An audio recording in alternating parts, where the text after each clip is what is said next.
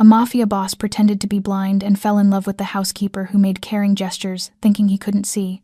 7 days passed from the moment Dominic Stone, the most powerful mafia boss on the East Coast known as the Blind Wolf, was ambushed on his way to a meeting with the crime lords until he finally opened his eyes in a secret medical facility. Everything around him was silent except for the tension of the private doctor and his most trusted bodyguard. They expected reports of pain, confusion, rage, but Dominic did not say a word. He only lifted his hand to his face and murmured that he couldn't see anything. Immediately, the doctor began a series of tests. Flashlights in front of his eyes, repeated movements, quick questions. Nothing seemed to trigger a reaction. The diagnosis came with a cautious tone. Temporary loss of vision due to nerve damage from the bullet that grazed his temple. Possibly reversible, but with no guarantees. Dominic truly could not see. The darkness was total while he remained in that hidden room. But everything changed on the day he was cleared to return to his mansion. On the way back home, during the silent drive along the road with Luca behind the wheel, his sight began to return as if a curtain were being pulled. First shadows, then shapes, and finally complete clarity. He could see again, and that was exactly when an unexpected idea came. In the last few months, something strange had been happening inside his organization. Money disappeared from secret accounts. Decisions were made without his knowledge, and meetings happened out of nowhere, always with uncomfortable looks when he entered the room. Dominic felt something was wrong, but he never got proof. Someone had sold him out. Someone had told his enemies exactly where he would be that night. When he realized his sight had returned, everything made sense in his mind. If no one knew about the recovery, if everyone kept believing he was vulnerable, maybe he would finally discover who was trying to destroy him. So, still in the car seat, he decided to keep absolute silence. He would pretend to remain blind. He would use his supposed weakness as a weapon. He would turn that vulnerability into the key to reveal who was loyal and who planned to take his throne.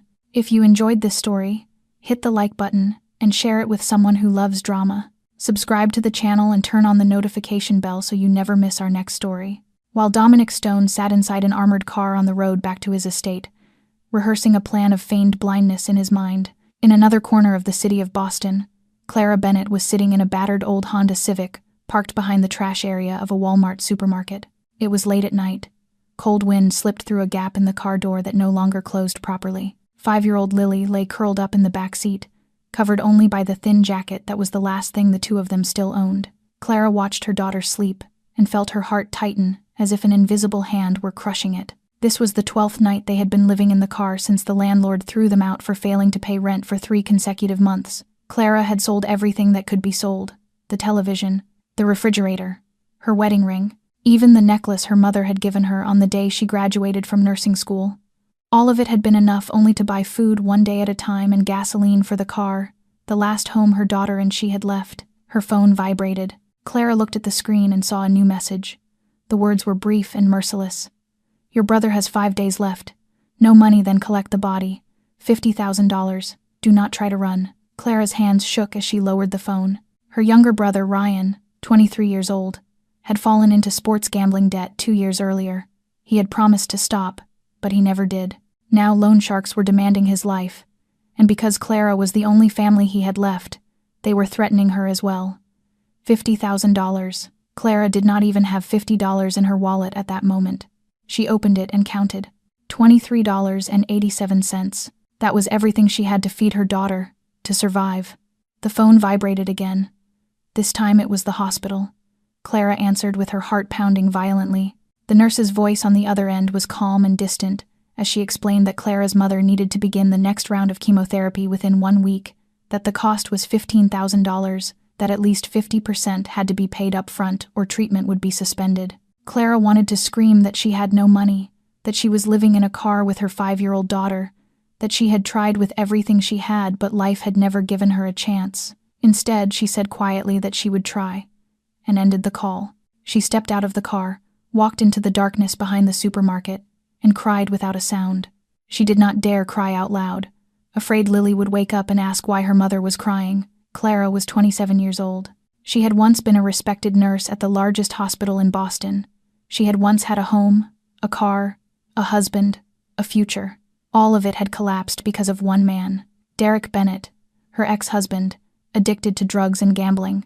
He had stolen medication from the hospital where she worked to sell for cash, and when he was discovered, he placed all the blame on Clara. She was fired under accusations of drug theft. No one believed she was innocent. Her record carried a stain that could never be erased. In the past month alone, Clara had applied for work at more than 40 places: restaurants, supermarkets, convenience stores, cleaning companies. No one hired her. Every door closed the moment they checked her background. She had become a ghost in this city, someone no one wanted to touch, no one wanted to help. The next morning, Clara woke with a stiff, aching neck from sleeping hunched over the steering wheel. Lily was still asleep. Clara looked at her daughter and made herself a promise that today she would find a job, at any cost. She drove to the home of Professor Harold Webb, a 70-year-old neighbor who lived alone in a small apartment. He was the only person who still helped her when the rest of the world had turned away. Professor Webb opened the door and looked at Clara with eyes full of quiet compassion. He did not ask many questions. He simply handed her a small slip of paper with a handwritten address. He told her that an acquaintance was looking for a live-in housekeeper, that the pay was high, that food and housing were included for both mother and child. He advised Clara not to ask too much about the employer, to go to the interview, and to remember that sometimes opportunities came from the places we least expected. Clara stared at the address on the paper. It led to a suburb of Boston, a district reserved for the wealthy and powerful. She did not know what awaited her there. She only knew that she had no other choice. For Lily, for her mother, for Ryan, she would do anything. Clara drove the worn old Honda Civic along the suburban roads of Boston, her eyes never leaving the address written on the slip of paper Professor Webb had given her. Lily sat in the back seat, hugging her frayed, stuffed bear, asking softly where they were going, and Clara glanced at her daughter in the rearview mirror, forcing a smile as she said that Mommy was going to look for a job and that Lily should be good. She did not tell her that this was the last chance, that if today failed, she truly did not know what she would do next. The car turned onto a road shaded by ancient oak trees lining both sides, and the deeper she drove, the larger and more luxurious the houses became, the wider the distance between them, until Clara felt as if she were drifting into another world, a world she had never belonged to. Then she saw it. The stone estate rose behind a massive black iron gate, its twisting designs coiling together like intertwined serpents. The house was not only enormous but radiated a chilling authority, as though the gray stone walls themselves were watching her. Clara stopped at the gate and pressed the intercom. A woman's voice asked who she was. Clara said she was there for the housekeeper interview, referred by Professor Harold Webb. There was a pause, heavy and silent. Then the gate slowly opened. Clara drove inside, swallowing against the dryness in her throat. The front courtyard stretched endlessly, with a marble fountain at its center, and she parked as far out of sight as possible, ashamed of the battered Honda beside the luxury cars resting in the open garage. She lifted Lily out of the car, adjusted the child's hair, and smoothed her own wrinkled dress, the nicest one she still owned, even though it was already 3 years old. The front door opened, and a middle-aged woman stepped out, around 55 years old, her salt and pepper hair neatly pinned back, her face stern yet her eyes softening slightly when they fell on Lily. She introduced herself as Rosa Martinez, the head housekeeper of the estate. She led Clara inside, and Clara had to struggle not to gape at the interior. The soaring ceilings crowned with massive crystal chandeliers, the marble staircase curving upward, the classical oil paintings lining the walls, everything so expensive that she felt a single careless touch might shatter it. Rosa guided Clara into a small room on the right wing of the house and told her to sit, while Lily was taken to the back garden to play by another staff member. Rosa sat across from Clara and began to ask questions, but not the usual interview questions. She did not ask about housekeeping experience, cooking skills, or cleaning routines. She asked about Clara's family, whether she had any relatives left, why she needed this job so badly, whether she was willing to live in the house long-term. Clara did not understand why these questions mattered, but she answered honestly because she had nothing left to lose. She spoke of her mother's cancer, of her brother's debt to loan sharks, of her ex-husband's addiction and betrayal, of living in a car with her daughter for more than 10 days. She told everything, her voice trembling but without tears, because she had already cried too much. Rosa listened without interrupting. Then, Rosa placed a thin file folder on the table that Clara hadn't noticed before. She opened it, revealing a copy of the police report and a photo of Derek. "We know, Mrs. Bennett," Rosa said, her voice calm but authoritative. Mr. Stone's security team ran a full background check on you the moment Professor Webb recommended you. We know about the accusation, but we also know you were framed by your husband. If we believed you were truly a thief, you wouldn't even have made it through the front gate." Clara stared at the documents, stunned by how much they knew. Rosa closed the folder and said simply that she was hired. Clara thought she had misheard. Rosa continued, saying the monthly salary would be $10,000, with full room and board for both mother and child, a private room in the side wing of the house, and that work would begin the next day. Clara was speechless. $10,000 a month for a housekeeper. It was 3 or 4 times the normal pay.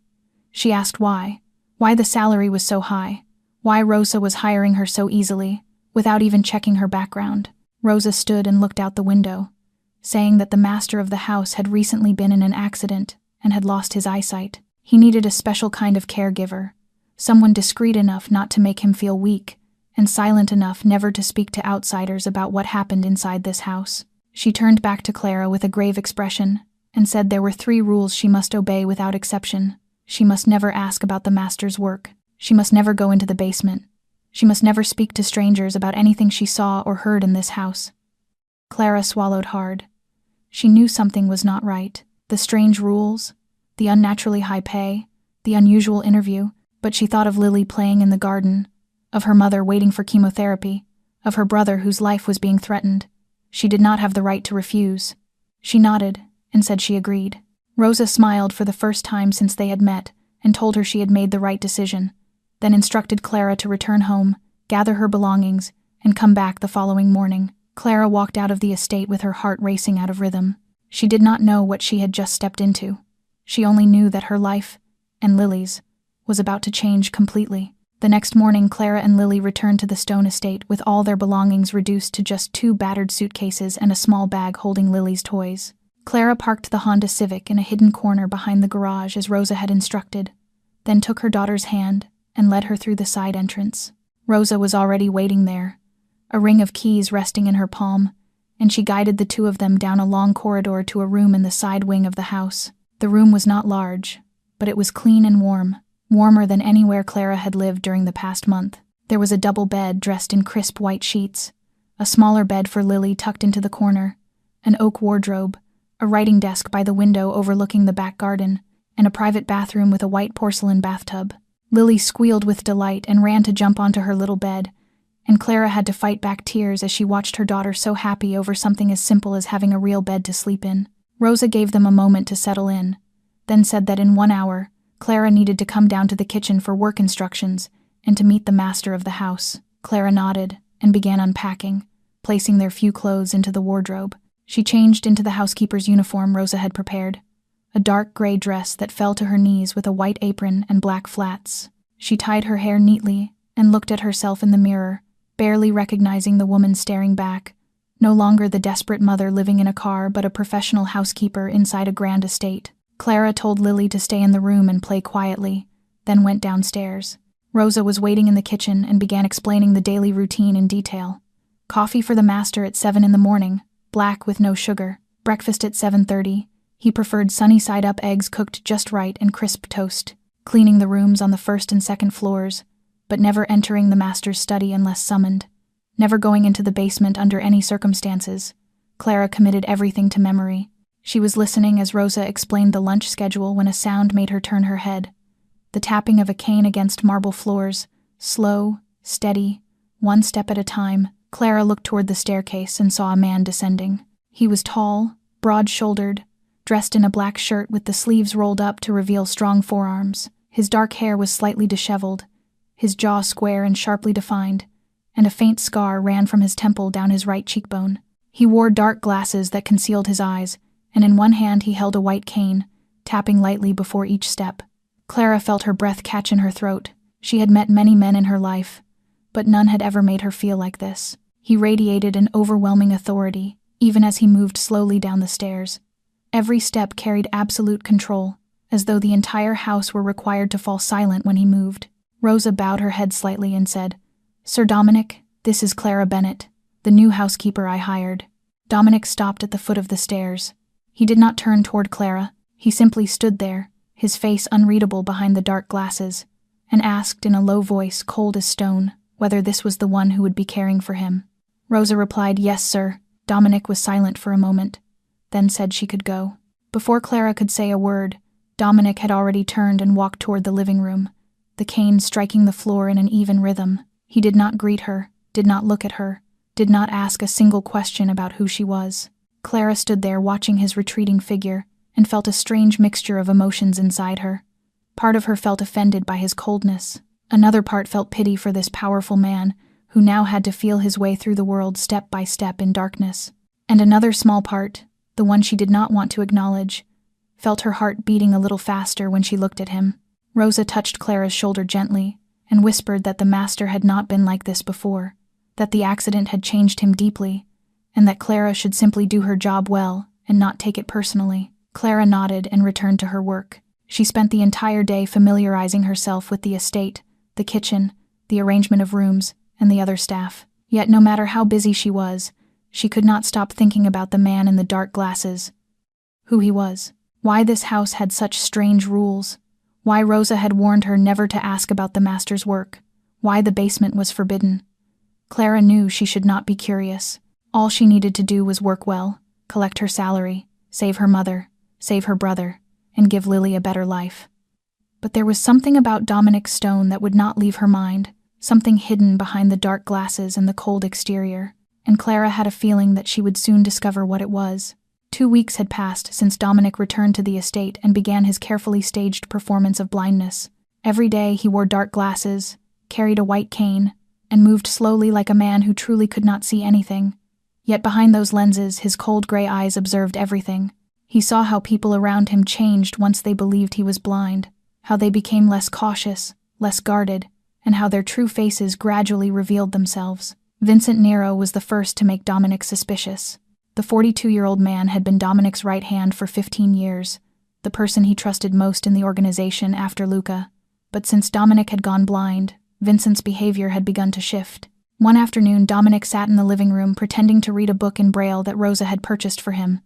When Vincent entered the room, unaware that Dominic was watching through the narrow gap behind the dark glasses, Vincent pulled out his phone, glanced around, then stepped into the hallway to take the call.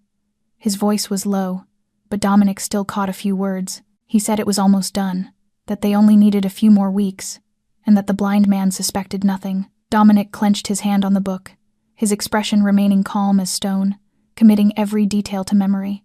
Then there was Serena Cole. The 31-year-old woman had been Dominic's lover about 2 years earlier, before he ended the relationship after realizing she was too ambitious and calculating. Since hearing that Dominic was blind, Serena had begun appearing frequently at the estate, under the pretense of checking on him. She brought flowers, brought food, sat beside him speaking in a voice so sweet it was cloying. Dominic allowed it because he wanted to see what she intended to do. One evening, when Dominic pretended to go to bed early, he quietly returned downstairs and stood in the shadows of the hallway near the living room. He heard Serena's soft giggle and Vincent's low voice. They were in the living room with the lights off, moonlight filtering through the windows. Dominic looked through a slightly open door and saw Vincent holding Serena from behind, his lips pressing against her neck while his hand slid into her golden hair. Serena laughed and turned to kiss Vincent deeply. They kissed right there in Dominic's living room, the very place where only hours earlier Serena had sat beside him, holding his hand and telling him she would always be there for him. A surge of anger rose in Dominic's chest, but he restrained it. He was not angry because Serena had betrayed his feelings, because he had never loved her. He was angry because of the deception, because they were treating him like a fool, exploiting his supposed blindness to do whatever they wanted right in front of him. Vincent whispered into Serena's ear that everything was almost finished, that once they obtained the shipping route lists and the safe codes, they would hold the blind man's entire empire in their hands. Serena laughed and said to leave it to her. Dominic trusted her. She would get everything Vincent needed. They continued kissing as Dominic quietly turned away. He ascended the staircase in darkness, each step heavy yet soundless. When he reached his room, he closed the door and sat down in the chair by the window. Now he knew who the traitors were. Vincent Nero, the man he had considered a brother for 15 years, and Serena Cole, the woman who had once lain in his arms. They had not only betrayed him, they were planning to seize everything he had built. Perhaps the ambush that night had also been their doing. Perhaps Vincent himself had sold him out to their enemies, hoping Dominic would die and he could take his place. But Dominic had not died, and now he knew everything. He stared out the window into the darkness beyond. He would not rush. He would continue pretending to be blind, continue playing the role of the weakened man, allowing them to grow more confident, more careless. He would gather enough evidence before striking. In his world, betrayal was paid for with blood, and Dominic Stone never forgave a traitor. Yet in that moment, alone in the darkness of his room, his thoughts unexpectedly drifted to Clara, the woman who had recently come to work here. She was different from everyone he had ever met. She did not know who he was, did not fear him, did not flatter him, did not want anything from him. She simply carried out her duties quietly with a devotion he rarely saw in anyone. And Dominic realized that he was growing curious about her far more than he should have been. Clara did not know when she had begun to care about Dominic more than her job required. Perhaps it was when she noticed that he ate very little at each meal, lifting only a few bites before pushing the plate away as if the food had no taste at all. Perhaps it was when she saw him sitting alone in his study for hours on end, speaking to no one, doing nothing except sinking deeper into the darkness of his own thoughts. Or perhaps it was when she noticed the tight line of tension between his brows every time Vincent or Serena came to visit, as though their presence caused him a kind of pain she could not understand. Clara began to change small things. She remembered Rosa saying that Dominic preferred black coffee with no sugar, but she realized he almost never finished it. One morning she tried brewing him a cup of chamomile tea instead of coffee and left it on his desk without saying a word. She stood outside the door and watched through the narrow opening as Dominic lifted the cup, inhaled its scent for a moment, then took a small sip.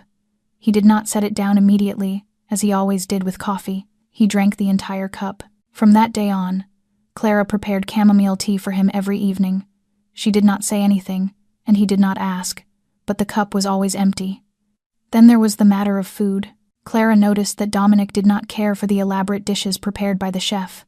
He ate because he had to, not because he wanted to. One cold day, Clara asked Rosa for permission to use the kitchen to make chicken soup using her mother's recipe, a simple soup with chicken, vegetables, and a touch of ginger to warm the body. She brought the bowl to Dominic's study and placed it in front of him, speaking softly that the weather was cold today and she had made a little soup, asking him to try it if he wished. Dominic said nothing. He merely gave a slight nod, and Clara left the room, lingering just outside the door.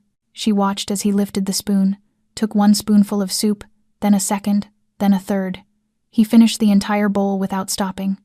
Clara smiled and walked away quietly. She did not know that Dominic was watching her through the reflection in the glass door. He saw the small smile on her lips, saw the subtle nod of satisfaction when she realized he had eaten everything, saw the lightness in her steps as she walked away, and he realized that he wanted another bowl, if only to see that smile again. In the days that followed, Clara continued to care for Dominic, through small gestures she believed he could not see. She rearranged the furniture in the living room so he would not trip when he walked through. She placed a thin blanket on the sofa where he often sat because she knew he was easily chilled. She hummed softly while cleaning, old lullabies her mother had once sung to her, because she thought perhaps music might ease his loneliness in the dark world he lived in. Dominic saw everything. He saw the way she tiptoed through the room so as not to disturb him.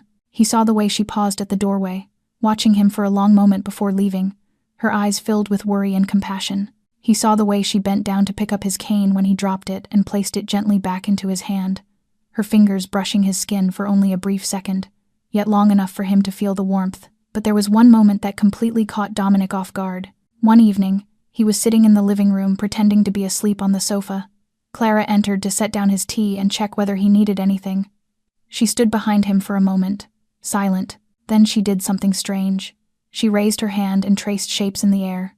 Dominic saw it through the faint reflection in the glass door. She was drawing a heart. Her finger moved slowly, carefully, as if this were something sacred.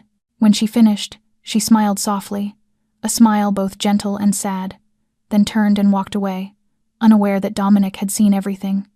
He lay there without moving, but his heart was racing. How many years had it been since someone had cared for him like this? Serena had cared for him for money and power. Others feared him or wanted to use him. But Clara did not know who he was. She believed he was only a blind man who needed care. She did not fear him, did not want anything from him, did not flatter or scheme. She was simply kind to him, because she was a kind person, and that simple sincerity made something warm stir in Dominic's frozen heart for the first time in many years. In the days that followed, Dominic began to notice Clara more closely. He noticed the infinite tenderness with which she brushed Lily's hair every morning. He noticed the way she read bedtime stories to her daughter, her voice warm and full of love. He noticed how she worked tirelessly from morning until night without ever complaining. And he noticed the tears she hid when she received threatening messages from loan sharks demanding payment for her brother's debt, or when she called the hospital to ask about her mother. Clara was carrying far too much on her own, yet she still found the time to care about a stranger like him.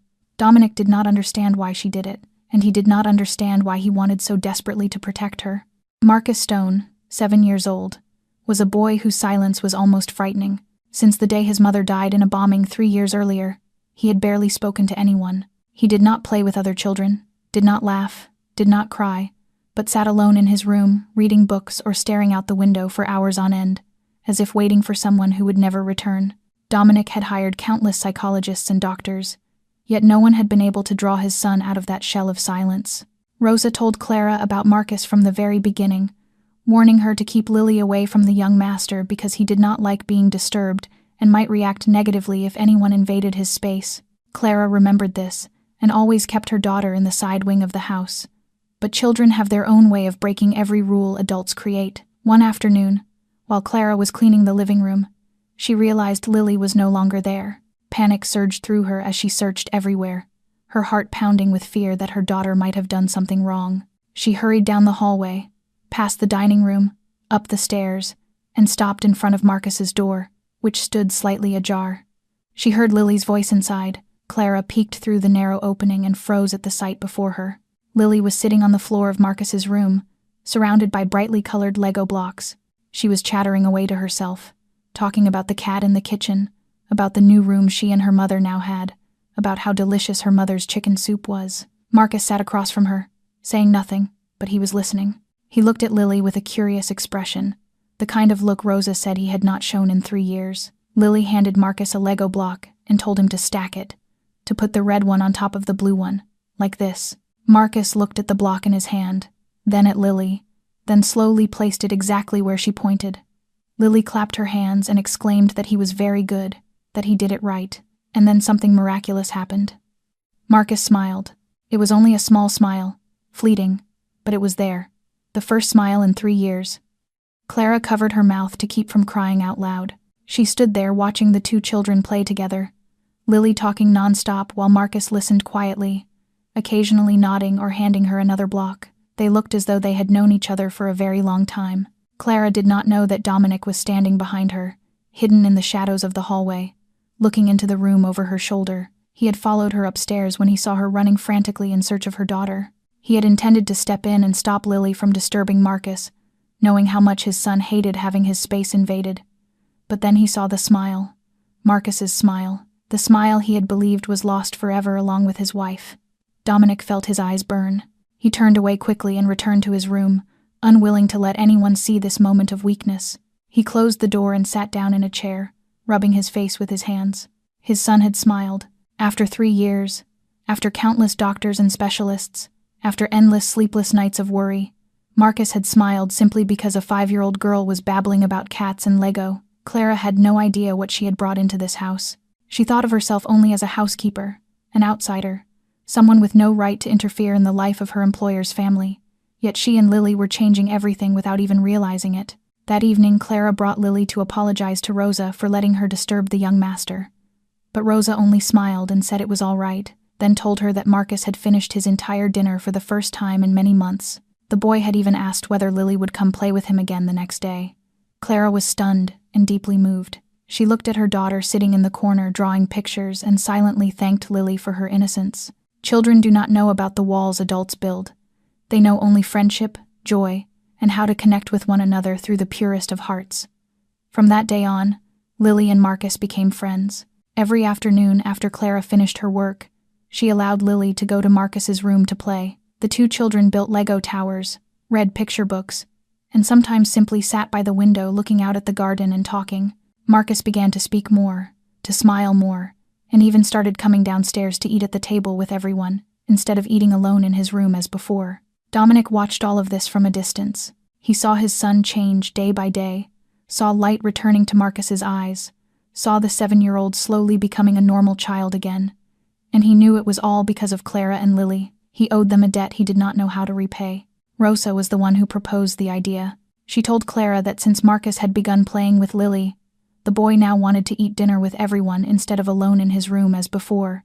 And because Lily was Marcus's friend, it would be better if Clara and her daughter sat at the table with the family so Marcus would have the motivation to come down for dinner each evening. Clara hesitated because she was only a housekeeper, and sitting at the same table with her employer felt out of place to her. But Rosa said this was Dominic's wish, and that Clara could not refuse. The first dinner unfolded in tense silence. Clara sat at one end of the long table, Lily beside her, Marcus across from them, and Dominic at the head of the table with dark glasses covering his eyes. Clara tried to eat as quickly as possible so the meal would end sooner. She cut Lily's food, occasionally glancing at Dominic and wondering whether he was irritated by the presence of the two of them. Then Lily broke the silence. She had been telling Marcus about the cat in the kitchen when she suddenly turned to Dominic and asked, "Uncle Dominic, why don't you look at me when I talk?" Clara nearly dropped her chopsticks. She hurriedly said, "Lily, you must not ask that. Uncle Dominic cannot see you." Lily tilted her head, studying Dominic with the curiosity of a 5-year-old, and asked again why he could not see. What was wrong with his eyes? Clara felt her face burn with embarrassment. She was about to lift Lily from the table and apologize, but Dominic spoke first. His voice was not cold as usual, but softer, warmer, lower. He said he had been in an accident, so his eyes could no longer see anything, but he could hear her, and her voice was very nice, and he liked listening to her tell stories. Lily beamed and said, then she would tell him many more stories, that she knew lots of stories. She would tell him about the cat, about Marcus, about her mother too. Dominic smiled faintly and nodded. Clara saw that smile and felt her heart miss a beat. It was the first time she had seen him smile since she arrived. The smile was not large, only a slight curve at the corner of his mouth, but it completely transformed his cold expression. He looked younger, gentler, and far more handsome. From that dinner on, everything began to change. Lily became the main storyteller at every meal. She talked about what she and Marcus had done during the day, about the picture books they read, about the snail she found in the garden, about how Rosa taught her to make cookies. Marcus began to join in, at first with only a few short words, then longer sentences, and eventually he even started talking about the books he was reading. Clara gradually became more comfortable as well. She began discussing recipes with Rosa, asking Marcus about school, and occasionally adding her own thoughts to Lily's stories. Only Dominic remained mostly quiet, but he listened. He listened to everything, occasionally nodding or asking a brief question to encourage the children to keep talking. One evening, as Clara was cutting meat for Lily, she noticed Dominic seemed to be struggling with the salmon on his plate. He was trying to use his knife and fork, but because he could not see, the fish kept slipping away. Without thinking, Clara reached across the table and gently said, "Let me help you." She cut the fish into small, easy-to-eat pieces and set the plate back in front of Dominic. He was silent for a moment, then said thank you. Clara replied it was nothing and returned to her seat as if it were the most ordinary thing in the world. She did not know that Dominic could still feel the warmth of her hands lingering on the plate. He did not need her help because he could see perfectly well, but he had deliberately acted clumsy just to see how she would react, and she had helped him without hesitation, without irritation, without any sense of obligation. She helped him because she wanted to. That simple act made something warm spread through Dominic's chest. The dinners continued, and gradually became a routine everyone looked forward to. The cold dining room began to fill with children's laughter, the scent of good food, and light-hearted conversation. The Stone estate no longer felt like a dark fortress but began to feel like a home, and Dominic realized that he was waiting for dinner every day, not because of the food, but because he could sit near Clara, hear her voice, and watch her smile when she believed he could not see. He was stepping into dangerous territory and he knew it, but he did not want to stop. Everything had been peaceful until that afternoon. Clara was in the kitchen preparing dinner with Rosa when she heard the commotion from the front gate, shouting, pounding, and a drunken male voice she recognized instantly. Derek. Clara's heart seemed to stop for a beat. She dropped the spoon in her hand and ran to the window overlooking the front courtyard. Derek Bennett was standing at the iron gate, his clothes rumpled, hair disheveled, face flushed red with alcohol. He was screaming to see his wife, screaming to see Clara, screaming to see his daughter. 2 estate guards were trying to hold him back, but Derek kept lunging forward, hurling curses as he did. Clara began to tremble. She had believed she escaped Derek when she fled their old house and lived in the car. She could not understand how he had found her here. Then she thought of the loan sharks threatening her brother Ryan. They must have been watching her and told Derek where she was. Rosa rushed to Clara's side and asked who the man was. Clara answered in a shaking voice that he was her ex-husband, that he was an addict and abusive, that she had run from him, but he had found her again. Rosa told her to stay calm and said security would handle it. But at that moment Derek's shouting grew even louder. He screamed that he knew Clara was inside, that he would not leave until he saw his wife and child, that he had the right because Lily was his daughter. Clara ran upstairs and found Lily curled up in a corner, her face pale with terror. The child had heard Derek's voice and recognized her father. Clara wrapped her arms tightly around her daughter and told her Mommy was here, that she should not be afraid, that Mommy would never let anyone hurt her.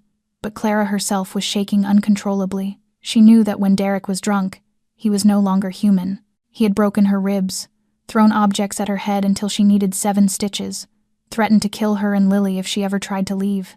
She feared him to the core of her being. Dominic heard everything from his study. He stood and stepped into the hallway, his face cold as ice. Luca was already there and asked quietly how the boss wanted to handle it. Dominic replied briefly that he would go outside. Luca stared at him and whispered that he was supposed to be pretending to be blind, that going out would expose him. Dominic did not answer. He simply moved toward the front door with the cane in his hand. He still wore the dark glasses, still pretended to feel his way forward, but his steps were faster and more decisive than usual. When Dominic stepped into the front courtyard, Derek had just broken past the guards and was charging toward the main entrance. He saw the man with dark glasses and a cane and laughed mockingly, asking who the hell he was, calling him a blind bastard, telling him to get out of the way so he could go see his wife and child. Dominic planted himself directly in front of the door and said in a low, icy voice that this was his house, that the woman and her daughter were under his protection, and that Derek had no rights here. Derek laughed loudly and said who the hell did Dominic think he was, that he was just a blind man, that one punch would knock him down. Derek lunged forward with his fist raised. What happened next took less than 3 seconds. Dominic shifted his body and dodged the punch with uncanny precision. Then he grabbed Derek by the collar, turned, and slammed him to the ground with a thunderous crash. Dominic drove his knee into Derek's chest and clamped one hand around his throat. Derek did not even have time to understand what was happening. He stared up at the man in dark glasses pinning him down and felt real fear for the first time in his life. Dominic leaned down and whispered into Derek's ear, in a voice colder than ice, that he should listen carefully, that if he ever appeared near the woman or her daughter again, Dominic would bury him somewhere no one would ever find him, and that he should not think it was a joke. Derek shook violently. He felt something wet and cold beneath him and realized he had wet himself in terror. This was not an ordinary blind man. This was someone dangerous, a kind of danger Derek had never encountered before. Dominic stood and ordered Luca to take the trash away and make sure he never returned. Luca nodded and dragged Derek off like a sack of garbage. Derek did not resist. He kept repeating that he understood, that he would never come back, begging not to be killed. Clara stood at the second-floor window and saw everything. She did not understand what she had just witnessed. How could a blind man dodge a punch so precisely? How could he bring Derek down so effortlessly? But she had no time to think, because all she felt was a wave of relief so overwhelming it made her want to cry. Dominic had protected her. He had stepped in front of Derek and defended her, even though he had no obligation to do so. She was only a housekeeper, an outsider, yet he had called her and Lily people under his protection. Clara held Lily tightly and cried without a sound. She did not know who Dominic Stone truly was, but she knew one thing. He was the first person in her life who had ever stood up to protect her. That night, after Lily had fallen into a deep sleep, Clara could not close her eyes. She lay on the bed staring at the ceiling while memories of Derek flooded back like a violent tide. The beatings, the insults, the nights she curled up in a corner praying he would not come home. She had thought she buried it all, but seeing his face just once made everything collapse. Clara gently pulled the blanket higher around Lily, then slipped quietly out of the room. She needed a place to cry without waking her daughter. She went down to the kitchen, thinking everyone would be asleep and no one would see her. The kitchen was dark, lit only by weak moonlight filtering through the window. Clara did not turn on the light. She sat on a chair in the corner, hugged her knees to her chest, and began to cry. She cried without sound, long accustomed to swallowing her tears after so many years. Her shoulders shook in waves as tears streamed down her face. She cried for Derek, for the years of abuse no one ever knew about. She cried for her mother lying in a hospital bed waiting for the next round of chemotherapy, money she had no idea how to find. She cried for her brother whose life was being threatened by people she had no power to fight. She cried from helplessness, from loneliness, from the crushing unfairness of a life that seemed relentlessly cruel to her. Clara did not know that Dominic was standing in the darkness of the hallway watching her. He could not sleep either after what had happened that afternoon. He had gone downstairs intending to pour himself a drink when he heard soft sobbing from the kitchen. He stopped at the corner of the hallway and looked in. He saw Clara curled up in the darkness, her shoulders trembling as she cried. He saw her cover her mouth with her hand so no sound would escape. He saw the pain she was desperately trying to hide from the world.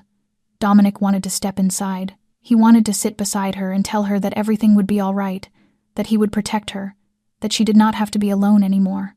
But he could not. If he stepped in now, in the darkness, he would have to explain how a blind man could move confidently through the night without a cane. He would have to confess that he had seen her all along, seen the tenderness she showed him, seen the heart she traced in the air.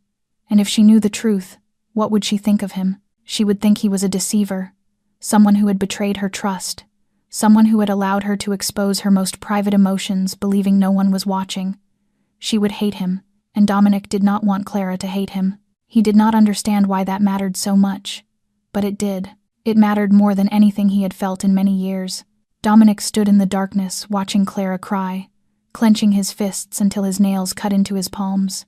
He hated this helplessness. He was Dominic Stone, the most powerful Mafia boss on the East Coast, a man who could make anyone kneel before him, yet he could do nothing to ease the pain of a woman crying in his own kitchen. After a long while, Clara stopped crying. She wiped her tears with her sleeve, took a deep breath, stood up, drank a glass of water, and quietly returned to her room. She passed through the hallway without knowing that Dominic was standing only a few steps away, pressed into the shadows. When Clara's figure disappeared up the stairs, Dominic finally exhaled. He remained there for a long moment, then returned to his room. He did not sleep that night. He sat by the window, staring into the darkness, thinking. He thought about Clara, about her pain, about the burdens she carried, and he made a decision. She did not need to know who helped her. She only needed to be helped. Early the next morning, Dominic summoned Luca to his room and gave orders in a voice that allowed no argument. Find out about Clara's brother's debt, pay it in full, and make sure the loan sharks never contact her family again. Contact the hospital treating her mother and settle all medical bills under an anonymous name. And as for Derek, make sure he understands that if he ever appears again, he will disappear permanently. While Dominic was quietly protecting Clara from the shadows, Vincent Nero was accelerating his own plan. He knew time was not on his side. Dominic might be blind, but Vincent also knew his boss was not a man easily defeated, and if he did not act soon, everything could collapse at any moment. Vincent began reaching out to other lieutenants within the organization, meeting each one privately, whispering poisonous words into their ears. He said Dominic was blind, that a blind man could not run a billion-dollar empire, could not negotiate with partners, could not make clear-headed decisions. He said the organization needed a new leader, someone with vision, strength, and the ability to take them even higher. And that person was Vincent Nero. Some lieutenants listened because they had long resented Dominic. Others hesitated, fearing the consequences if the coup failed. Vincent reassured them that Dominic was no longer a threat, that the blind man could not even eat by himself without help, so how could he possibly stand against them? Vincent organized a secret meeting with 5 supporters at an abandoned warehouse on the outskirts of Boston and laid out the plan in detail. First, they would obtain the shipping route lists and the safe codes containing the organization's critical documents. Then they would call a full meeting of all lieutenants to vote Dominic out of power. If Dominic refused to step aside, they would resort to the final measure. Vincent did not specify what that final measure was, but everyone understood. In their world, those who refused to relinquish power were permanently eliminated. Meanwhile, Serena Cole continued playing the role of the devoted former lover. She came to the Stone estate almost every day, bringing flowers and food, sitting beside Dominic for hours to talk. She held his hand, stroked his hair, whispered sweet words into his ear. She said she still loved him, that she would always stand by him no matter what happened, that he could trust her completely. Dominic knew it was all an act, but he allowed Serena to continue. He needed her to believe that he had softened, that he trusted her, that he was ready to share important secrets. One afternoon, when Serena visited, Dominic pretended to be exhausted and sighed, saying he did not know whom he could trust anymore, that everything was so difficult now, that he could not see, that he felt lonely and powerless. Serena squeezed his hand and told him he could trust her, that she would help him, that he only needed to tell her what to do. Dominic was silent for a moment, as if thinking, then said perhaps he should give Serena the safe code, just in case something happened to him, so that at least someone he trusted could access the important documents. Serena's eyes lit up despite her attempt to hide it. She asked in a voice of feigned concern whether he was sure, saying it was a great responsibility. Dominic nodded and said he trusted Serena, then slowly read out a sequence of 8 digits. Serena repeated the numbers to memorize them, then kissed Dominic on the forehead and promised she would not betray his trust. The moment Serena left, Dominic summoned Luca and ordered him to monitor her, to record every meeting, every phone call, every message. The number sequence Dominic had given Serena was fake. If anyone attempted to open the safe with that code, the alarm system would activate and hidden cameras would record everything. Dominic was setting a trap, and Serena had taken the bait. That evening, Luca reported that Serena had met Vincent immediately after leaving the estate. They met at a quiet cafe and talked for more than an hour. Luca could not hear the conversation, but he saw Serena hand Vincent a small slip of paper, likely the code. Vincent laughed loudly and kissed Serena right there in the cafe. Dominic listened to the report with a face as cold as ice. He was not surprised. He had known for a long time that Serena and Vincent were working together to overthrow him, but now he had more proof. Now he knew exactly what they planned to do and when. He ordered Luca to continue surveillance and prepare everything for the counterattack. He would let them grow a little more confident, a little more careless, then he would strike. But in that moment, alone in the dark room, Dominic was not thinking about Vincent or Serena. He was thinking about Clara. He was thinking about how she was slowly slipping into his heart in a way he could not stop. He was thinking about what she would think of him when the truth was revealed, of who he really was, of the dark world he belonged to. Dominic closed his eyes and exhaled. He was standing between 2 battlefields. One was the war against betrayal. The other was the war against his own heart. And he did not know which one was more dangerous. That night Clara could not sleep. She lay on her bed thinking about everything that had happened over the past weeks. About Dominic. About the way he had protected her from Derek. About the strange feelings stirring inside her that she did not dare to name. Nearly 2 in the morning, she decided to go downstairs to get a cup of warm water, hoping it might help her rest. She slipped quietly out of bed so as not to wake Lily and made her way down the stairs in the darkness, already familiar enough with the estate that she did not need to turn on the lights at night. As Clara passed the hallway leading to the kitchen, she heard voices coming from the living room. She stopped, because as far as she knew, Dominic usually slept at this hour and no one else was supposed to be in the house except the staff. She was about to turn away when she recognized the voices.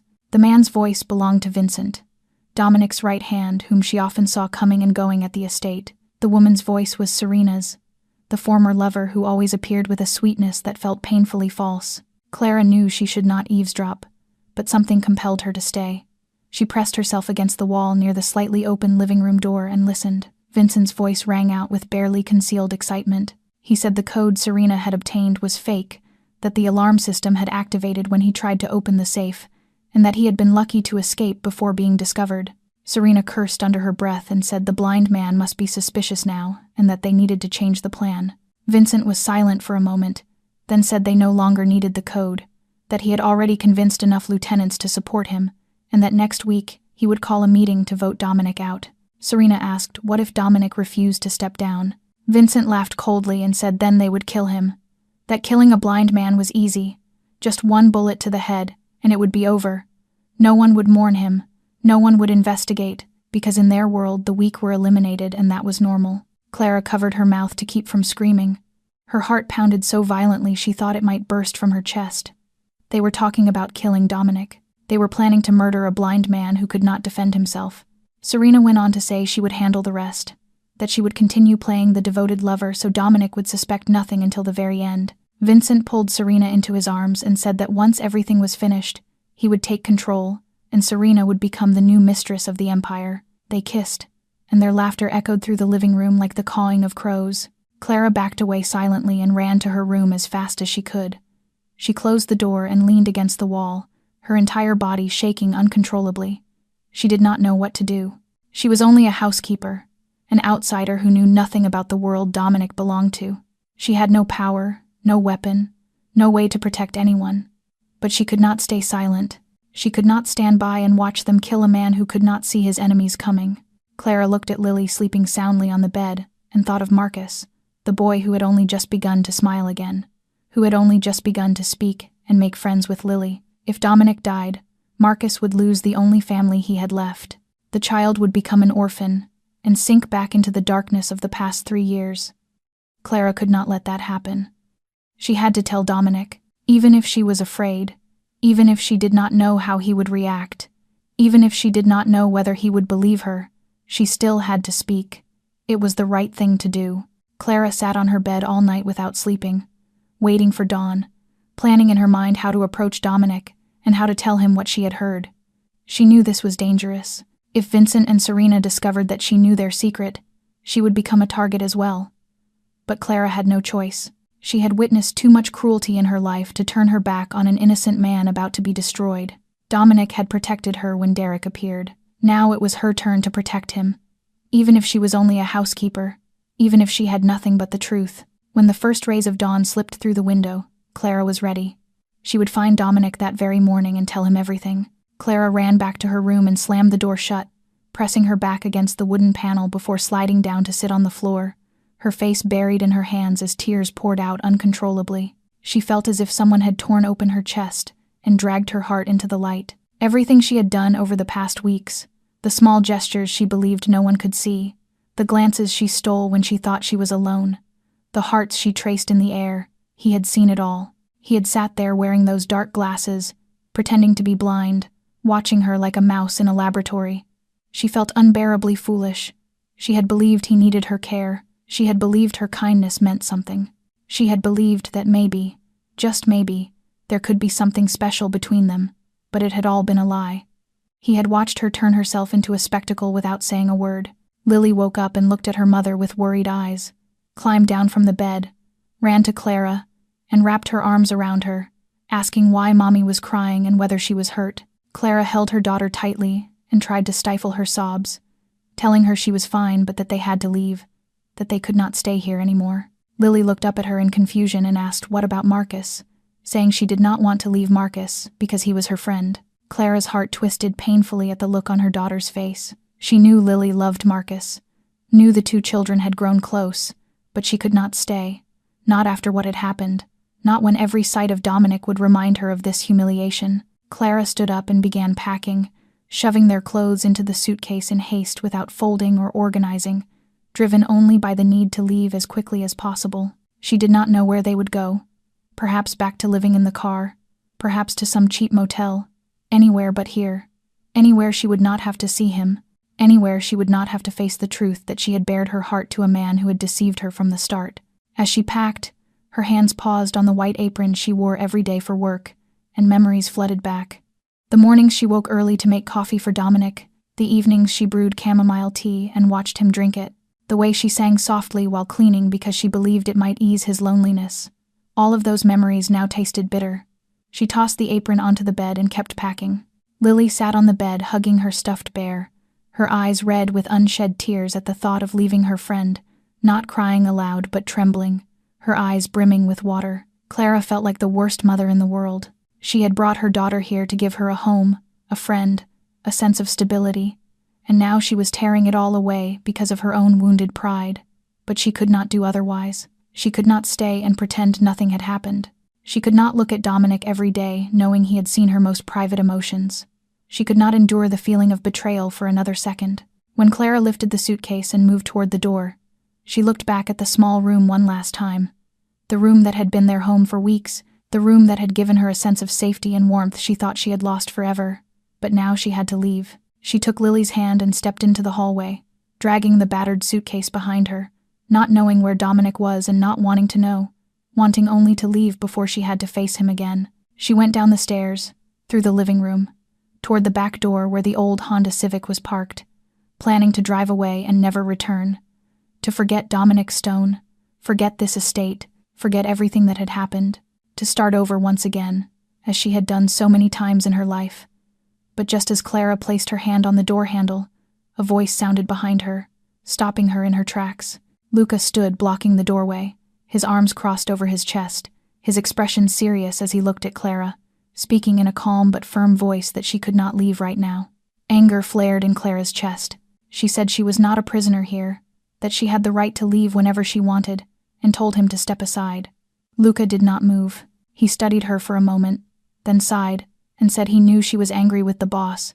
He knew she felt deceived, but before she left there were some things she needed to know. Clara said she did not want to hear anything else, that she had heard enough, that she only wanted to leave. Luca remained where he was and asked whether she knew why the loan sharks had suddenly stopped threatening her brother, whether she knew why the hospital had informed her that an anonymous donor had paid all of her mother's medical bills, whether she knew why Derek no longer dared to come back and harass her. Clara froze, staring at Luca with wide eyes, not understanding what he was saying. She stammered, asking what he meant, asking about her mother's hospital bills, about her brother's debt, saying she did not understand. Luca stepped closer and spoke slowly, deliberately, word by word.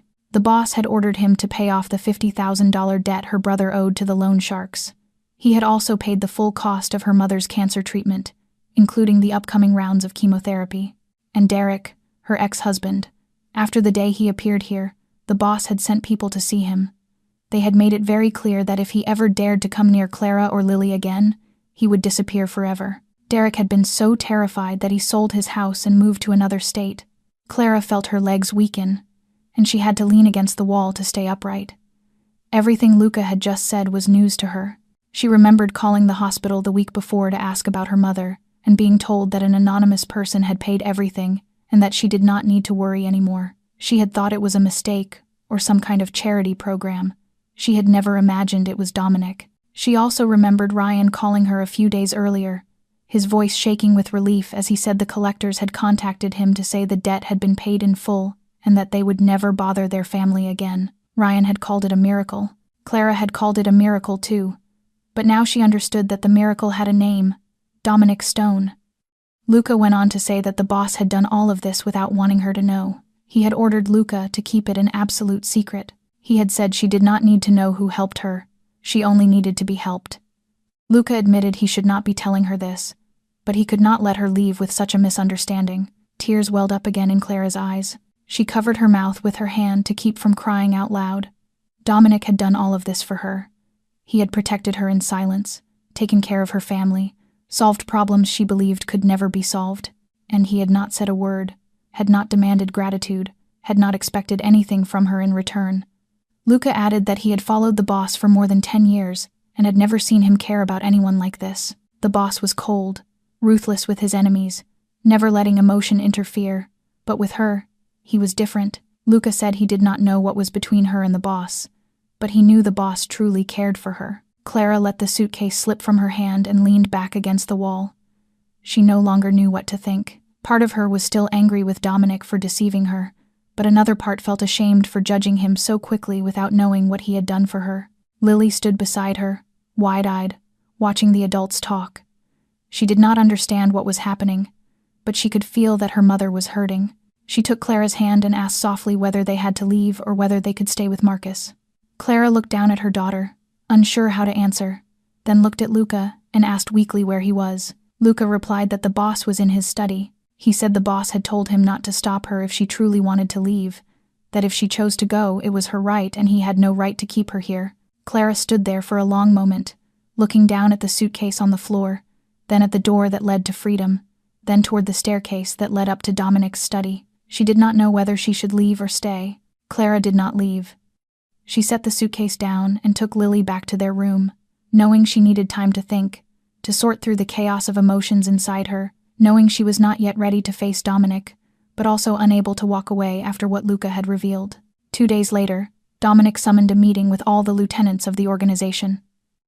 Vincent was the first to receive the notice, and he smiled to himself, convinced this was the perfect opportunity. He had already prepared a speech to propose Dominic's removal from power, had already contacted 5 lieutenants who supported him, all ready to vote in his favor. Serena attended the meeting as Vincent's guest, wearing a tight red dress and flawless makeup, confident that after today she would become the mistress of the Stone Empire. The meeting took place in the large hall beneath the estate, the basement Clara had never been allowed to enter. 12 lieutenants sat around a long, polished black oak table. Luca guarded the door with an elite security team. The tension was stretched thin, like a wire about to snap. Dominic entered, still wearing dark glasses, still holding the white cane, still playing the blind man he had pretended to be for weeks. Vincent stood and opened with a voice dripping in false concern. He said he had called this meeting out of worry for the future of the organization. He said Dominic had been a great leader, but after the accident, he was no longer capable of ruling. A blind man could not negotiate with partners, could not oversee operations, could not protect the organization from enemies. He proposed that a new leader be elected and declared himself ready to take on that responsibility. A few lieutenants nodded in agreement. Others stayed silent, watching carefully. Serena sat in the corner with a triumphant smile. Dominic remained silent throughout Vincent's speech. When Vincent finished, Dominic rose slowly to his feet, and the room fell into absolute silence. Then Dominic did something that left everyone frozen in shock. He lifted his hand and removed the dark glasses. He opened his eyes and looked straight at Vincent with steel-gray eyes, sharp, clear, and fully sighted. Vincent stumbled back a step, his face draining of color. Serena sprang to her feet, mouth open in disbelief. The lieutenants began murmuring among themselves, no one understanding what was happening. Dominic spoke in a deep, commanding voice, saying he had never been blind, at least not after leaving the hospital. He had pretended in order to uncover the traitor, the one who had sold him out to his enemies during the ambush, and he had found them. He gestured to Luca, and the large screen at the end of the room lit up. The footage began to play. Secret recordings of Vincent and Serena in Dominic's living room, kissing and plotting to seize control of the organization. Audio of their conversations about stealing safe codes and shipping routes. Footage of Serena handing a slip of paper with the fake code to Vincent in a cafe. Evidence so clear it could not be denied. Vincent shouted that it was fabricated, staged, a conspiracy against him, but no one believed him. The lieutenants stared at him with contempt and disgust. Even those who had supported him turned away. In their world, betrayal was unforgivable. Serena tried to run for the door, but Luca was already there. She screamed and begged, claiming Vincent had forced her, that she had no choice, but Dominic did not even look at her. He coldly ordered that both of them be taken away. Guards surged forward, restraining Vincent and Serena. Vincent fought back, but was quickly slammed down and cuffed, his threats and curses sounding like the desperate howling of a wild dog about to be put down.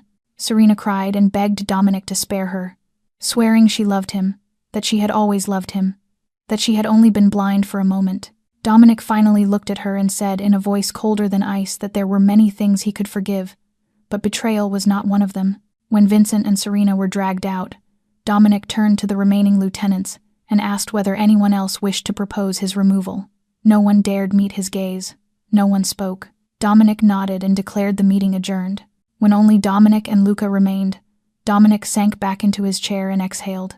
He had won, yet he felt no joy. His thoughts went to Clara, to the pain and disappointment in her eyes before she fled his study. He had reclaimed his empire, but he did not know whether he could reclaim her.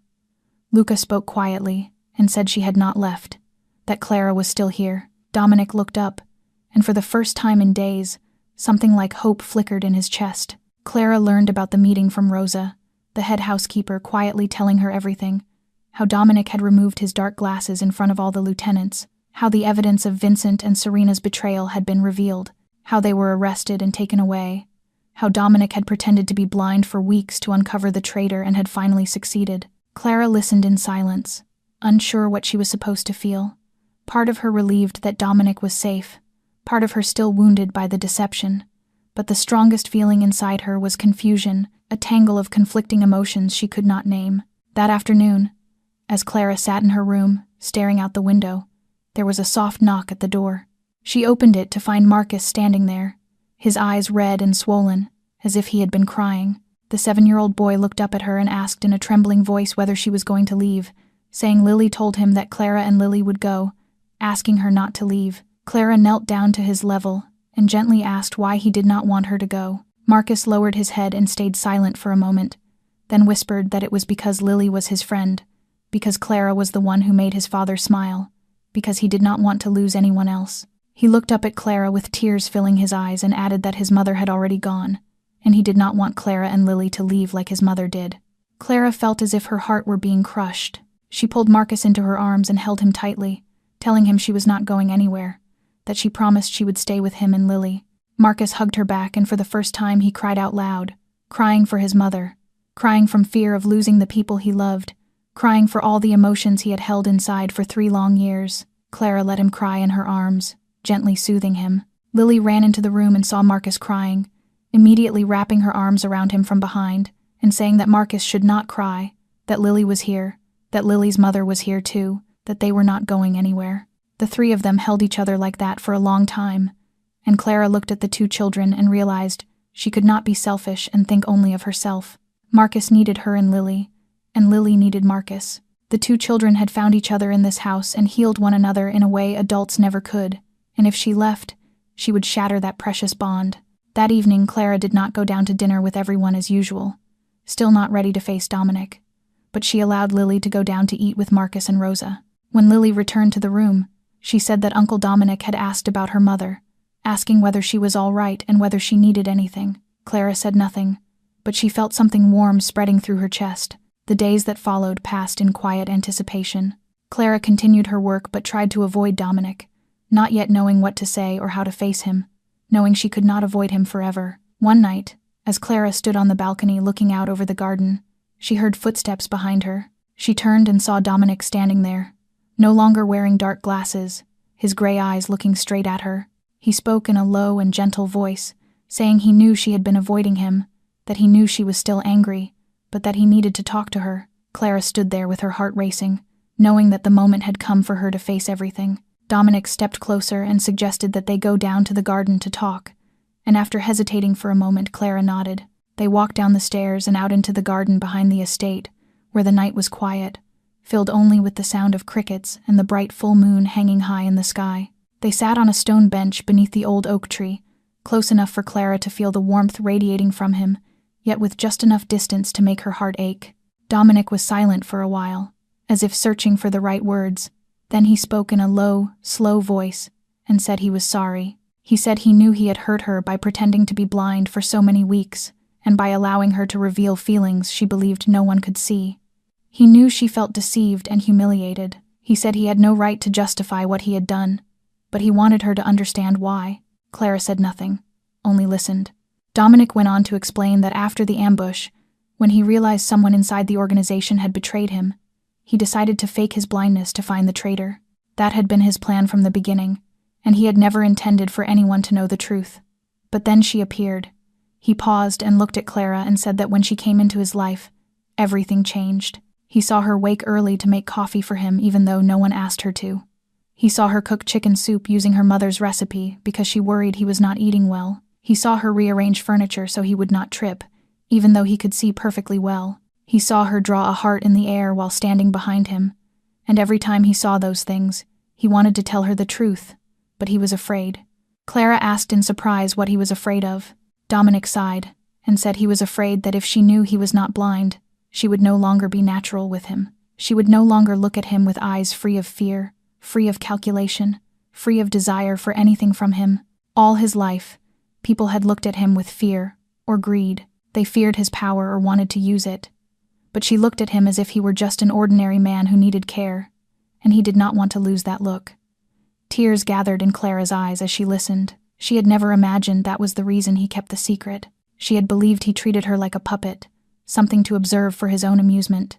She had never thought he valued her small gestures so deeply. Dominic continued, saying he knew he did not deserve her forgiveness. He was a man of the underworld, his hands stained with blood, a man who had done things ordinary people could never imagine.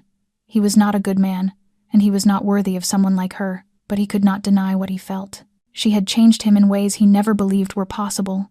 Clara was silent for a moment, then asked softly what he felt.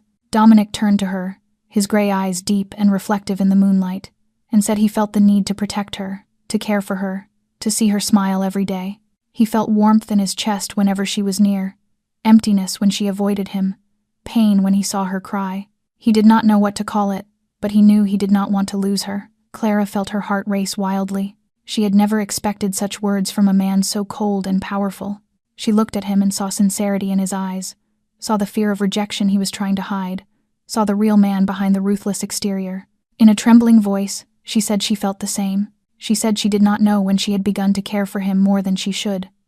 She had thought it was only compassion for a lonely blind man, but when she learned he was not blind, when she felt betrayed, she realized the pain was not only about deception, it came from the fact that she had begun to love him without even realizing it. Dominic lifted his hand and touched Clara's face, his fingers brushing her cheek and wiping away the tear that had slipped down. He said he was sorry for making her cry, that he promised he would never deceive her again, that he would always tell her the truth no matter how cruel it might be. Clara placed her hand over his and said she forgave him. She did not say she forgot, because she could not forget. But she forgave him because she understood his reasons. Because she knew he had silently protected her and her family, and because she did not want pain to stand in the way of her happiness. They sat there beneath the moonlight, hand in hand, and for the first time they both felt light and unburdened. The walls they had built to protect themselves had fallen, and with their hearts open to one another, they were ready to begin a new chapter. They sat beneath the moonlight for a long while longer, their hands still intertwined, neither of them wanting to disturb the fragile peace of that moment, until Dominic turned to look at Clara, his gray eyes softer than she had ever seen them, and gently brushed a loose strand of hair from her face before asking quietly whether he could kiss her. Clara felt her heart falter for a breath, then she said nothing, only nodded slightly. Dominic leaned down and pressed his lips to hers, the kiss tender and unhurried, as if he were asking permission with every second that passed. Clara closed her eyes and felt the warmth of his lips, felt his hand gently lifting her chin, felt her heart dissolve in the embrace of the man she once believed she could never touch. When they parted, she opened her eyes to find him looking at her with unmistakable love, and he admitted that he had wanted to do that for a very long time, ever since the first time he saw her draw a heart in the air. Clara laughed softly and gave his chest a light punch, teasing that he had watched her all that time without saying a word and that he was terrible for it. And Dominic laughed too, pulling her into his arms and holding her close beneath the moon. From that night on, everything between them changed.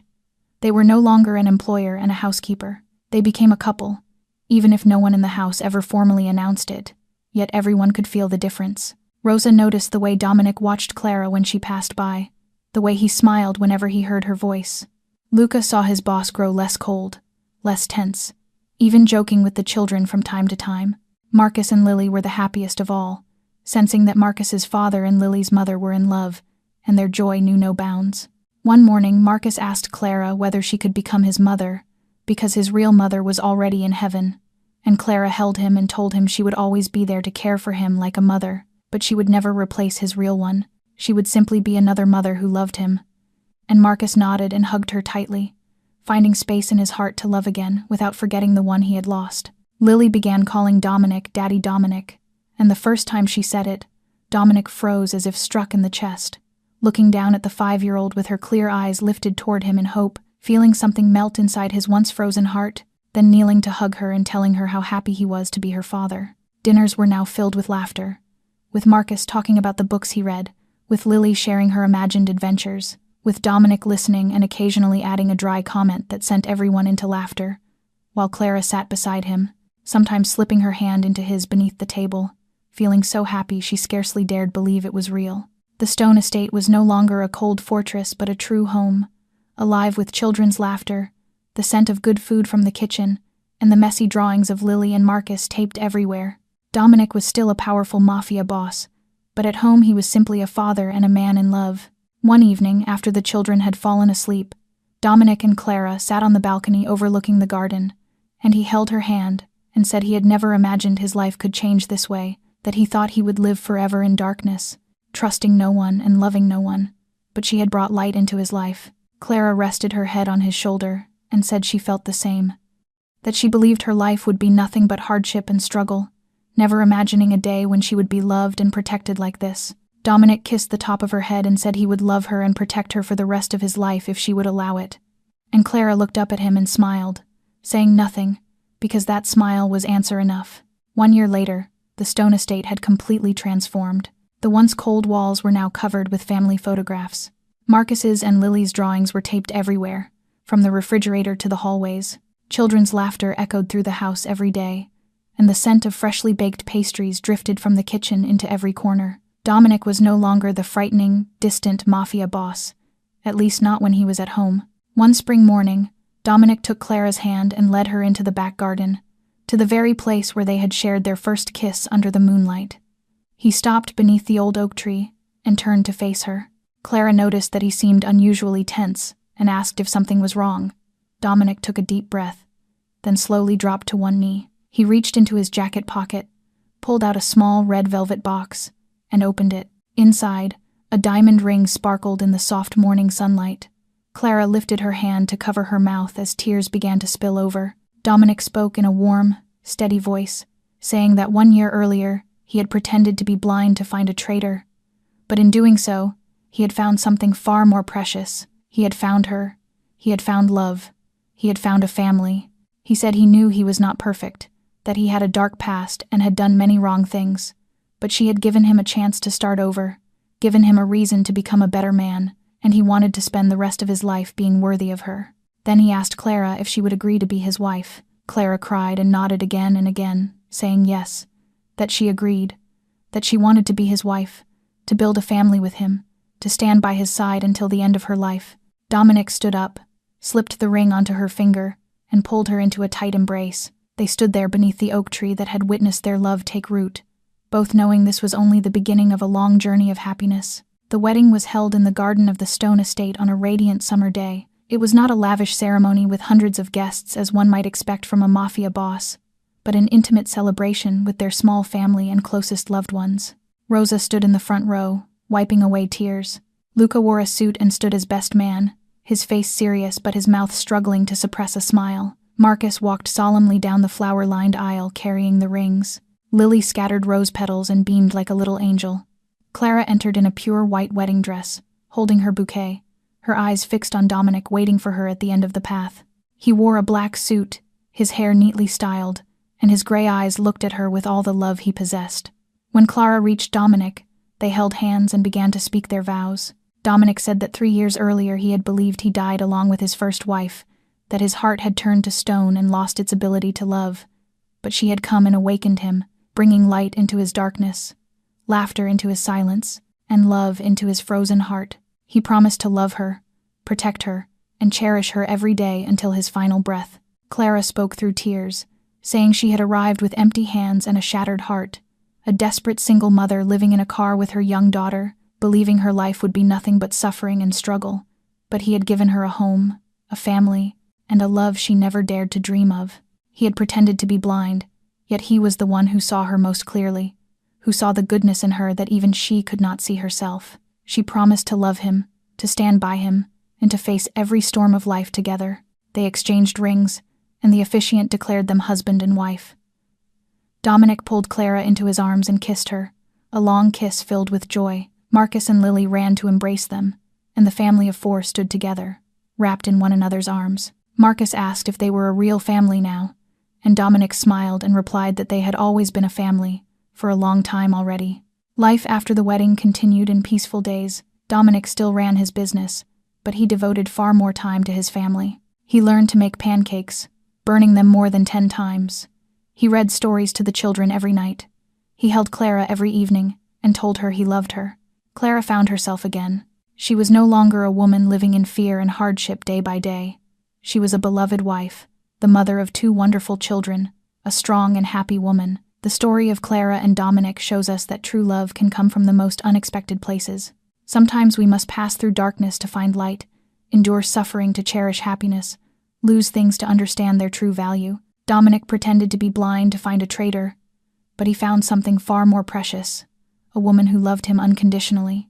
Clara came to work as a housekeeper to earn money for her family, but she found what she truly needed: a home, a family, and love. The lesson here is never to judge people by appearances or circumstances. Clara was only a housekeeper, yet she had a heart of gold. Dominic was a Mafia boss, yet he knew how to love and protect those he cared about. Happiness does not come from wealth or status, but from small gestures, from sincerity, from opening one's heart and trusting another. Thank you for following the story of Clara and Dominic. How did this story make you feel? Did it move you? Did it remind you of someone in your own life? Please share your thoughts in the comments below. We would truly love to hear what is in your hearts. If you enjoyed this story, Please like and share the video with your loved ones. Do not forget to subscribe to the channel and turn on notifications so you do not miss our daily emotional stories. Wishing everyone watching this video good health, a joyful life, and peace each day. Goodbye for now, and we hope to see you again in the next video.